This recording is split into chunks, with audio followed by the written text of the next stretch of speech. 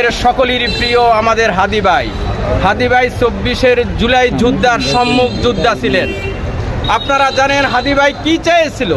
হাদি ভাই চেয়েছিল একটা সন্ত্রাস মুক্ত, একটা চাঁদাবাজ মুক্ত, একটা মাদক মুক্ত, একটা সাম্যের বাংলাদেশ চেয়েছিল, বৈষম্য মুক্ত বাংলাদেশের স্বপ্ন দেখেছিল।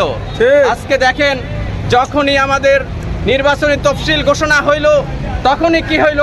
সন্ত্রাসী বাহিনীরা নির্মমভাবে হাদি ভাইরে হত্যা করেছে। আমরা এই হত্যার তীব্র প্রতিবাদ জানাই, তীব্র নিন্দা জানাই। আমরা সরকারের হাদি ভাই মেরে ফেললে এই দেশে সব কিছু শান্ত হয়ে যাবে না। হাদি এই যুব সমাজের আইডল। আগামী দিন আপনারা প্রমাণ করবেন যে এক হাদি মৃত্যুবরণ করলে কি হবে। আমরা শত হাদি ভাই এই বাংলার জমিনে বেঁচে আছি।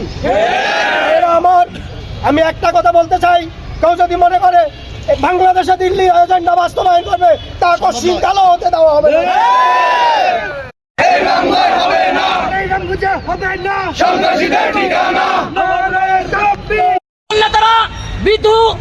ভুল করবেন, আমরা মারামারি করব না, কিন্তু মারামারি করতে আসলে কাউকে ছেড়ে দেব না।